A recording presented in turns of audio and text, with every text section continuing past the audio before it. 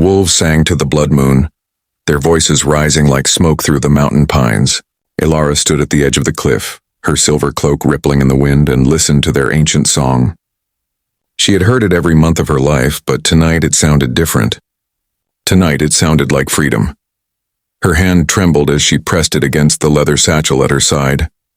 Inside lay the document that would change everything.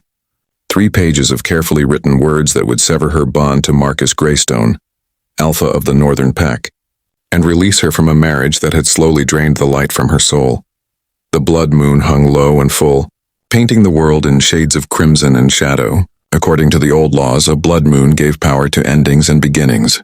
It was the perfect night to sign away her past. Elara had been 15 when the elders arranged her marriage to Marcus. She remembered standing in this very spot, watching the celebrations below, feeling like a bird whose wings had been clipped before she ever learned to fly. Marcus was handsome, strong, and ambitious. Everything an alpha should be. But he had never looked at her with warmth. To him, she was simply the Omega daughter of a fallen pack, useful only for the political alliance she represented. 10 years of marriage had taught her many things. She learned to move quietly through the great stone halls of Greystone Manor. She learned to smile when the other pack members whispered about her weakness, her inability to shift into wolf form like the others. She learned to make herself small, invisible, unremarkable. But she had also learned something else. Something Marcus never expected. She learned to read the old texts in the library, the forgotten histories written in the ancient tongue. She learned about her own bloodline, about the pack her grandmother had led before it was destroyed. And she learned that being an Omega did not mean being powerless. The sound of footsteps on stone drew her attention. Marcus emerged from the shadow of the pine trees, his broad shoulders blocking out the moonlight. Even now, after everything, he moved with the casual confidence of someone who had never been denied anything he wanted. "You asked to meet here," he said, his voice flat and cold. "Make it quick. The Pack Council expects me." Elara reached into her satchel and withdrew the divorce papers. Her fingers no longer trembled. "I need your signature," she said quietly. "Under the blood moon, as the old laws require." Marcus's eyes narrowed. "You're actually going through with this?" "Yes. You realize what you're doing?" He stepped closer and she caught the scent of pine and smoke that always clung to him. "Without the protection of this pack, you're nothing. An Omega with no family, no strength, no wolf form. You'll be vulnerable to every rival pack in the territory." "I know what I'm giving up," Elara said. She held out the papers along with the ceremonial silver pen used for pack documents. "Do you?" Something flickered across Marcus's face. Surprise, perhaps. Or curiosity. In 10 years, she had never challenged him. Never spoken with such certainty. He took the pen, and for a moment she thought he might refuse. The blood moon cast his features in sharp relief, all angles and shadows. Then, without another word, he signed his name in bold, aggressive strokes across the bottom of each page. "There," he said, thrusting the papers back at her. "You're free. I hope you survive the winter." He turned and walked away, disappearing back into the forest without looking back. Elara stood alone beneath the blood moon, holding the signed papers against her chest. Her heart was racing, but not with fear. With something else, something that felt almost like joy. She added her own signature below his, the silver ink gleaming in the moonlight. The moment her pen left the paper, she felt it. A subtle shift in the air around her, like a door opening in a room she hadn't known existed. The bond that had tied her to Marcus, that invisible thread of pack magic, simply dissolved. For the first time in 10 years, Elara was truly alone, and she was not afraid. The next 30 days passed slowly, like honey dripping from a comb. Elara moved out of Greystone Manor and into a small cottage at the edge of the territory, a place so old and neglected that no one else wanted it. The roof leaked when it rained. The windows rattled in their frames, but it was hers, and that made it beautiful. She spent her days reading the ancient texts she had smuggled from Marcus's library, books he had never bothered to open. At night, she walked through the forest, learning its rhythms, listening to the whispers of wind through leaves and the distant songs of wolves. The pack members avoided her now. Some looked at her with pity, others with contempt. A few, mostly the younger wolves, seemed almost curious. But no one spoke to her. In their eyes, she had committed the ultimate betrayal. She had chosen to be alone rather than remain with her, pack. What they didn't understand was that she had never truly belonged to the pack in the first place. The text told her things that the modern wolves had forgotten. They told her about the Silvermoon Pack, her grandmother's people who had been destroyed in a territorial war 30 years ago. They told her about the unique gifts of Omega Wolves, abilities that had nothing to do with physical strength or the ability to shift. And they told her about the legacy that waited for her, hidden and protected, waiting for someone with her bloodline to claim it. The next full moon would be white, clear, and bright. According to the texts, it would be the night when the veil between the living pack and the memory of the dead grew thin. The night when she could claim what was rightfully hers. Elara prepared carefully. She gathered herbs from the forest, following the recipes written in fading ink. She sewed new clothes from fabric she bought in the human town beyond the mountains, simple but sturdy. She practiced the ancient words until they felt natural on her tongue, until she could speak them in her sleep. And she waited.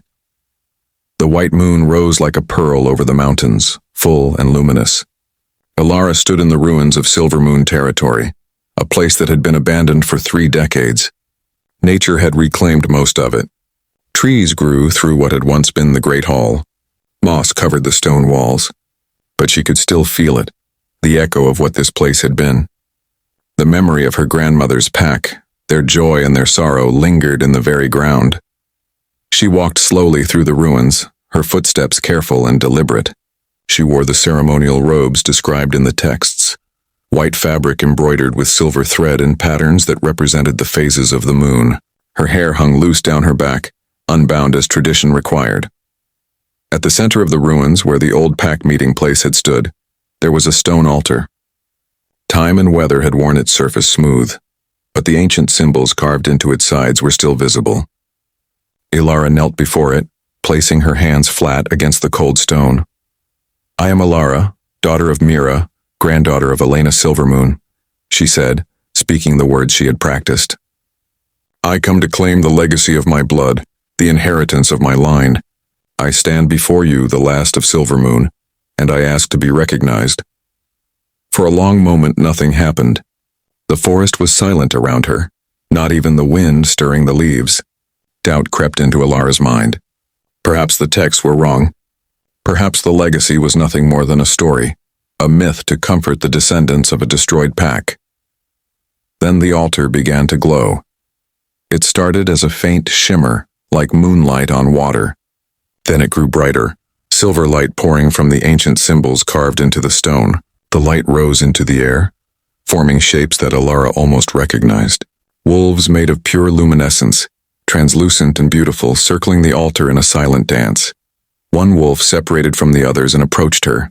It was larger than the rest, with eyes that held depths of wisdom and sorrow. Elara knew without being told that this was her grandmother, Elena Silvermoon, last alpha of a pack that had died defending their territory against overwhelming odds. The spectral wolf touched its nose to Elara's forehead, and suddenly she understood. The legacy was not gold or territory or political power. It was memory. It was knowledge. It was the accumulated wisdom of every Silvermoon alpha who had ever lived, passed down through the generations, waiting for someone worthy to claim it. Images flooded Elara's mind. She saw the Silvermoon Pack in its glory days, strong and united. She saw the unique abilities that Omega Wolves possessed, gifts of healing and prophecy and connection to the old magic. She saw the true history of the wolf packs, the alliances and betrayals that had shaped the present. She saw secrets that the current alphas had deliberately forgotten because they threatened their power, and she understood why her grandmother had hidden this legacy so carefully. It was not meant for the strong or the ambitious. It was meant for someone who understood what it meant to be powerless, who had learned humility and patience, someone who would use this knowledge wisely, not for personal gain, but to heal what had been broken. The vision faded slowly, like dawn burning away morning mist. The spectral wolves disappeared one by one until only her grandmother remained. Elena Silvermoon looked at Elara with pride and love, and then she too dissolved into silver light that sank back into the altar. Elara remained kneeling on the ground, breathing hard, tears streaming down her face. The weight of what she had received was almost overwhelming.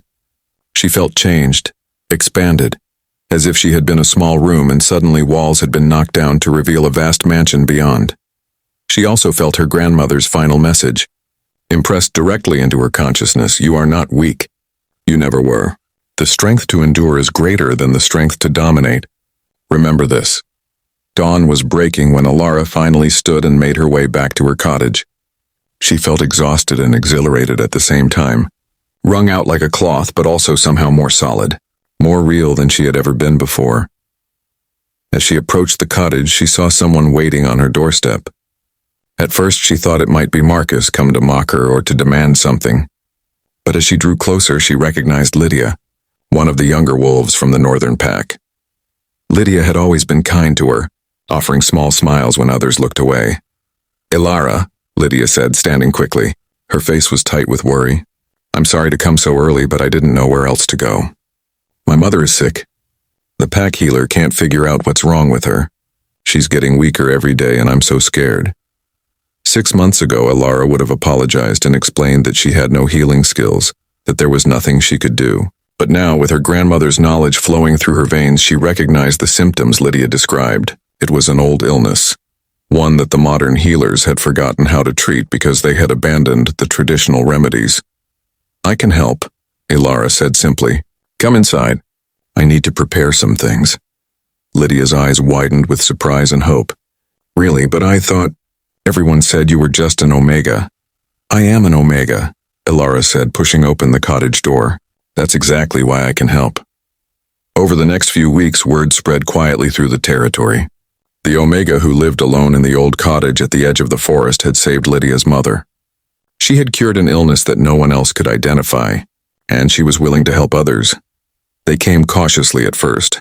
Wolves with problems they couldn't solve, ailments that defied the modern healers, disputes that needed ancient wisdom to settle fairly. Elara helped them all. She shared the knowledge her grandmother had given her, teaching the old remedies, explaining the forgotten traditions, helping to rebuild connections that had been severed by time and pride. Marcus heard about it, of course. He sent a messenger demanding that she stop practicing medicine without pack authorization. Elara sent the messenger back with a simple response. She was not a member of his pack anymore, and the old laws gave her the right to share her knowledge as she chose. The messenger returned with a different message. Marcus wanted to meet with her. This time, she made him come to her cottage. She served him tea made from herbs she had gathered herself, watching as he looked around the small, humble space with barely concealed contempt. You're causing problems, he said without preamble. My pack members are coming to you instead of to our official healers. It undermines my authority. I'm helping people who need help, Elara replied calmly. That's all? You're an Omega. You have no training, no certification, no... I have the legacy of Silvermoon, Elara interrupted. I have knowledge that goes back hundreds of years. I have gifts that your official healers have forgotten even exist, and I'm using them to serve others, not to gain power. Marcus stared at her, and for the first time since she had known him, he looked uncertain. What happened to you?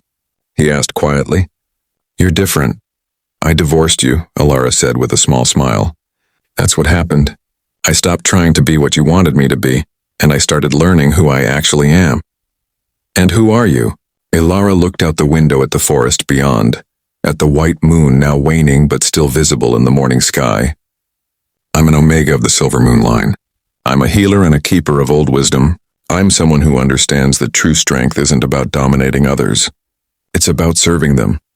Marcus was quiet for a long time. When he finally spoke, his voice was softer than she had ever heard it. I was wrong about you, about what being an Omega meant. I thought it meant weakness, but I see now that I didn't understand. Most people don't, Elara said gently. We've forgotten so much of the old ways. We think power only comes from physical strength, from the ability to fight and dominate. But there are other kinds of power. Quieter kinds, deeper kinds. Can you teach me? Marcus asked abruptly. Can you teach the pack? We've lost so much. I didn't even realize how much until I saw what you're doing. Elara considered this carefully. The old anger, the resentment from 10 years of being dismissed and diminished, still whispered at the edges of her mind. It would be satisfying to refuse him, to turn him away as he had turned away from her so many times. But that would be acting from hurt, not from wisdom. and her grandmother's voice echoed in her mind. The strength to endure is greater than the strength to dominate. I'll teach anyone who wants to learn, she said finally. Not as a member of your pack, but as a keeper of Silvermoon knowledge. Those who come to me with open hearts and humble minds, I'll share what I know. Marcus nodded slowly. That's fair. More than fair, considering how I treated you. Yes, Elara agreed. It is. He stood to leave, then paused at the door. For what it's worth, he said without looking back. I'm sorry. I should have seen your value. I should have treated you better. Thank you, Elara said. That means more than you might think. After he left, Elara sat in her cottage as the morning sun streamed through the windows, warming the simple space. She thought about the girl she had been, standing on the cliff 10 years ago feeling like a caged bird. She thought about signing those divorce papers under the blood moon, taking the first frightening step toward freedom. And she thought about the white moon the legacy claimed, the knowledge passed down through her grandmother's love. She was alone but not lonely. She was an omega but not powerless. She was free, and she was exactly who she was meant to be. Outside in the forest, wolves began to sing their morning song. And for the first time in her life, Elara sang with them,